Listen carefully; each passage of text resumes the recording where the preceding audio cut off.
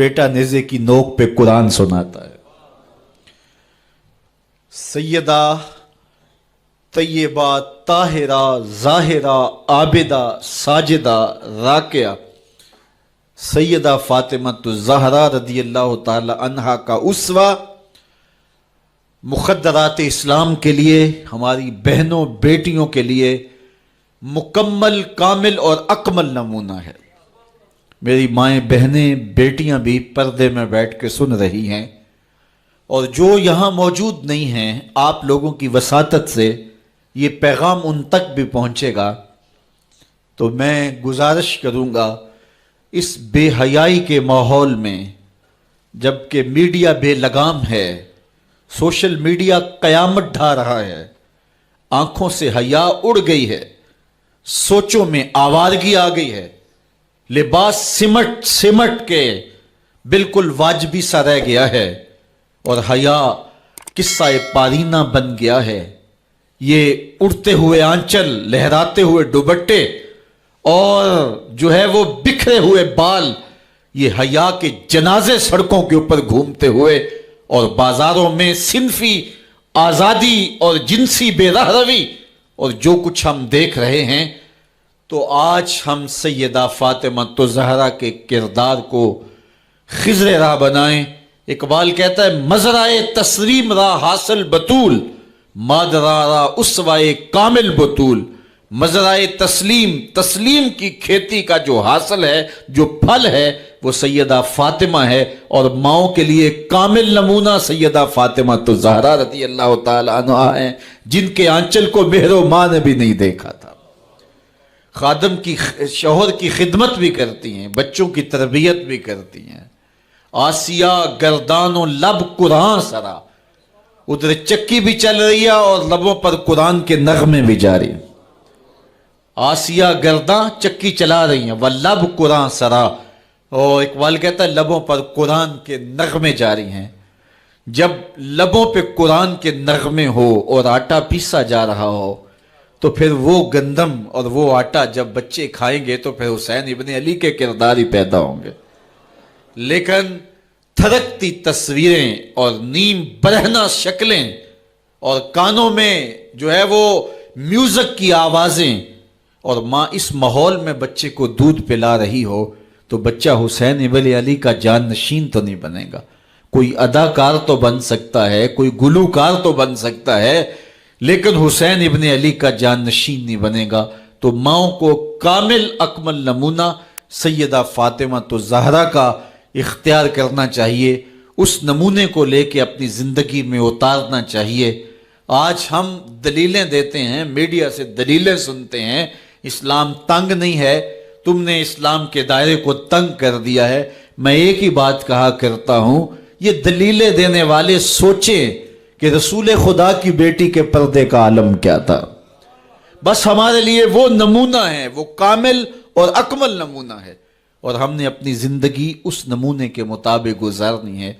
سیدہ پاک سلام اللہ علیہا کو اس بات کی فکر رہتی تھی کہ ساری زندگی تو میں نے اپنے پردے کی حفاظت کی، مرنے کے بعد جب پٹڑے کے اوپر ڈال کر کے لے جایا جاتا ہے لاش کو، تو اس وقت جسم جھلکتا ہے، چھلکتا ہے، تو بے پردگی ہوتی ہے۔ تو زندگی میں تو انسان اپنے پردے کی حفاظت کر لیتا ہے، لیکن جب جنازہ اٹھتا ہے تو اس وقت عورت کے جسم کی ڈیل ڈول ظاہر ہو جاتی ہے، اگرچہ اس کے اوپر پردہ پڑا ہوتا ہے۔ اور یہ سخت فکر مند تھی اور بات بھی کرتی تھی۔ حضرت اسماء بنت امیس رضی اللہ تعالی عنہا سیدہ پاک کے پاس بیٹھی تھی، اور یہ وہ خاتون ہیں جنہوں نے حبشہ کی جانب ہجرت کی تھی۔ جب مسلمانوں پر حالات تنگ ہو گئے تو 2 مرتبہ حبشہ کی جانب ہجرت ہوئی ہے، اور تیسری ہجرت جو ہے وہ مدینہ المنورہ کی جانب ہوئی۔ تو حبشہ کی جانب انہوں نے ہجرت کی اور وہاں کچھ وقت گزارا تھا۔ تو انہوں نے کہا کہ میں نے وہاں ایک منظر دیکھا ہے کہ چارپائی کے چاروں پائے جو ہیں ان کے ساتھ شاخیں باندھی جاتی ہیں، اور شاخیں باندھ کے ان کو پھر آپس میں جوڑ دیا جاتا ہے، اور اس کے اوپر کپڑا ڈال دیا جاتا ہے، وہ ایک ڈولی بن جاتی ہے، اور اس میں عورت کا جنازہ ہوتا ہے۔ تو جب یہ بات سنی تو سیدہ کی خوشی کی انتہا نہ رہی، کہا یہ تو بہت اچھا ہوا۔ اور سیدہ پاک کا پھر جنازہ پردے کے ایسے ماحول میں اٹھتا ہے اور رات کی تنہائی میں اٹھتا ہے، اور بہت تھوڑے لوگ جنازے میں شامل ہوتے ہیں۔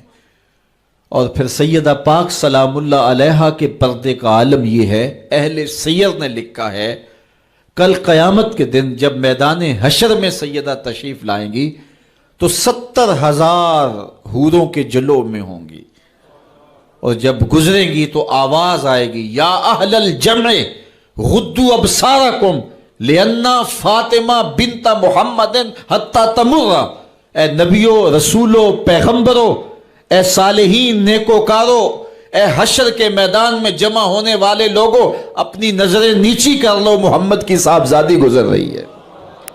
تو قیامت کے دن بھی اللہ ان کو یہ اعزاز دے گا، ان کو تکریم دے گا، ان کو عزت نصیب کرے گا۔ تو سیدہ پاک کا نمونہ زندگی ہماری مخدرات اسلام کے لیے، ہماری بیٹیوں کے لیے، بہنوں کے لیے کامل، اکمل اور مکمل نمونہ ہے۔ مزرعہ تسلیم را حاصل بطول، مادران را اسوائے کامل بطول۔ تو ان سے ہمیں سیکھنا ہے کہ انہوں نے اپنی ساری زندگی کیسے گزاری۔ آج کی عورت کہتی ہے کہ میں نہیں کر سکتی نماز روزہ اور یہ امور نہیں بجا لا سکتی، بچوں کا بوجھ اتنا ہے، ان کی تربیت اور ان کو کھانا دینا، ان کو دودھ دینا، بار بار جو ہے وہ ان کا لباس تبدیل کرنا، کب وقت ہوتا ہے، میرے کپڑے بھی ناپاک ہو جاتے ہیں، تو کیسے میں ان کو جو ہے بچوں کو کروں اور اس کے بعد عبادات بھی وقت پہ کر سکوں؟ تو یہ بڑا مشکل ہے۔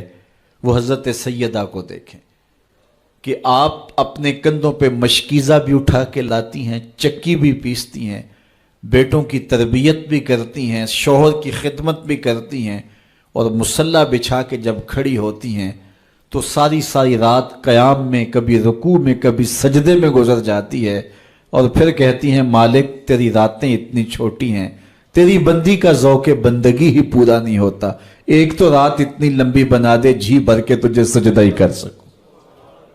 تو انہیں شکوہ رہتا ہے کہ راتیں اتنی چھوٹی ہیں اور میرا ذوق بندگی ہی پورا نہیں ہوتا۔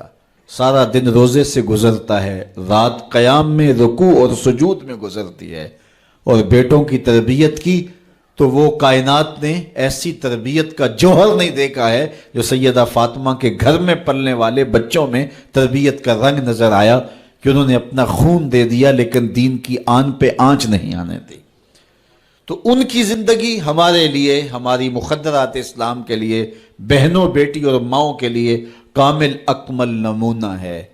میری بہن، میری بیٹی، تو مغرب کی ٹینو نہیں ہے، تو مشرق کی بیٹی ہے، تو کوئی دیا نہیں ہے کہ جس کو جو چاہے اٹھا کے لے جائے، تو گھر کی رونق ہے، عزت ہے، آبرو ہے، تو سمٹ جائے گی تو معاشرہ پھیل جائے گا، اور تو اگر گھر میں سمٹ کے بچوں کو سنبھال لے گی تو امت بحر و بر پہ قابض ہوگی، لیکن اگر تو گھر کو نہ سنبھالا تو پھر امت کبھی بھی بامراد اور کبھی بھی سرخرو نہیں ہو سکتی۔ اگر پندے ز درویش پذیری، ہزار امت بمیرت تو نہ میری، بطول باش و پنہا شو ازیں اثر کہ در آغوش شبیر بگیری۔ اقبال کہتا ہے کہ اے امت مسلمہ میری ایک بات مان لے، ہزار امت مر جائے گی، امت مسلمہ تجھے موت نہیں آ سکتی، اور وہ کیا ہے؟ اللہ اکبر، بطول باش، قوم کی بہن سے، بیٹی سے، ماں سے مخاطب ہو کے اقبال بولتے ہیں بطول باش، بطول بن جا، وہ پنہا شو ازیں اثر، اور زمانے کی آنکھ سے پوشیدہ ہو جا، پھر در آغوش تو شبیر بگیری، پھر تیری آغوش میں بھی حسین ابن علی کے جانشین پرورش پائیں گے۔ تو اپنے آپ کو سمیٹ کے اس کردار کے سانچے میں ڈال لیا جائے۔ عورت کا دائرہ کار گھر ہے، چار دیواری ہے، اور اس چار دیواری کے ماحول کو آسودہ رکھے۔ وہ باہر نکل کر کے جو ہے وہ گھر کی ذمہ داریوں سے دستبردار نہ ہو۔ یہ ذمہ داریاں مرد کی ہیں کہ وہ باہر نکلے اور ضروریات کو فراہم کرے۔ عورت کی ذمہ داری چار دیواری کی ہے، اس چار دیواری کو رونق بخشے، اور تربیت پر نئی نسل کو بہتر بنانے کے لیے اپنی ساری صلاحیتیں صرف کر دے. ساری زندگی میں ایک اس کا بچہ بھی اگر قوم کو مل گیا تو قوم کی تقدیر بدل دے گا. مائی راستی ہیں یا ام الخیر ہیں، انہوں نے ایک بچے کی تربیت کی. آج مائیں کیوں نہیں کر سکتی؟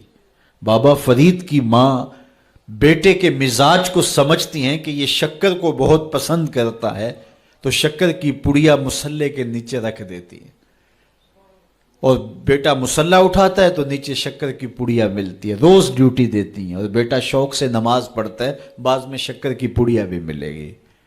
ایک دن کہیں گئی تھی تو نماز کا وقت ہوا، ماں وہاں بے چین ہے اور وہیں مصلی بچھا کے کہتی ہے مالک میری لاج رکھنا. آج بیٹا مصلی اٹھائے اور اس کو شکر کی پڑیا نہیں ملے گی تو راز کھل جائے گا، تو بیٹا کہیں بدظن نہ ہو جائے. اس کا گمان یہ ہے کہ مالک اپنی کرم نوازیوں سے یہ پوری مجھے ڈائریکٹ دیتا ہے، درمیان میں کوئی نہیں ہے. اللہ اکبر. خیر ماں واپس پلٹی اور سب سے پہلے تجسس بھری نگاہ سے بیٹے کو دیکھ رہی تھی کہ بیٹا کوئی شکایت تو نہیں کرتا، لیکن فرید بیٹے کے لب پہ کوئی شکایت نہیں تھی. خیر ماں نے پوچھ لیا بیٹا نماز پڑھی تھی؟ کہا اماں نماز پڑھی تھی، لیکن آج جو شکر ملی ہے اس کا چس ہی کوئی اور تھا، اس کا ذائقہ ہی کوئی اور تھا. تو آنکھوں سے چھم چھم آنسو برسنے لگے. مالک تو نے میری لاج رکھ لی. تو پھر بتایا کہ بیٹے میں تو یوں ہی پڑیا رکھتی تھی، آج مالک نے جو ہے وہ میری لاج رکھی ہے اور تیرے مصلے کے نیچے پڑیا رکھ دی. پھر فرید بنا نا. تو پیچھے ماں کھڑی نظر آتی ہے، حضرت غوث اعظم رضی اللہ تعالی عنہ. اگر غوث اعظم ہے تو ان کے جبے میں 40 دینار ماں سی رہی تھی نا، اور ساتھ نصیحت کر رہی تھی کہ بیٹا جو بھی ہو جھوٹ نہیں بولنا ہے. پھر ڈاکوؤں کو بتا رہے ہیں کہ 40 درہم تو میرے پاس بھی ہیں. تو ڈاکو کہتے ہیں عجیب کہانی ہے، بلاکو ڈاکوؤں کو بھی پیسے بتایا کرتا ہے. کہا میری ماں نے کہا تھا جھوٹ نہیں بولنا، جو بھی ہو جائے لیکن جھوٹ نہیں بولوں گا. اب ڈاکو شرمندہ ہو کے بولتے ہیں یہ ماں سے جھوٹ نہیں بولتا، ہم رب کا حکم نہیں مانتے. اور یہ پہلے لوگ تھے جو حضرت غوث اعظم کے ہاتھ پہ جو ہے وہ توبہ کرنے والے تھے. اللہ اکبر. قطب الدین بختیار کاکی جب درس گاہ میں جاتے ہیں، استاد پڑھاتا ہے الف لام میم ذالک الکتاب، پورا پارہ سنا دیتے ہیں. دوسرے پارے کا آغاز ہوتا ہے سیقول السفہاء من الناس، بچہ سارا پارہ سنا دیتا ہے. تیسرا پارہ، چوتھا پارہ، 14 پارے سنا دیے. کہا یہاں سے شروع کرو، سبحان الذی اسری بعبدہ. تو کہا بیٹا جس درس گاہ میں 14 پارے پڑے تھے وہیں بقیہ قرآن بھی حفظ کر لیا ہوتا. کہا استاد جی میں کسی درس گاہ میں نہیں گیا، میری ماں 14 پاروں کی حافظہ تھی، اور صبح جب اٹھتی تھی تو قرآن بھی پڑھنے لگتی اور کام کاج بھی کرتی. تو بچپن سے ہی سن کے ماں کی آغوش سے یہ 14 پارے یاد ہو گئے. تو مائیں اگر ایسی ہوں تو بیٹے ایسے ہوتے ہیں.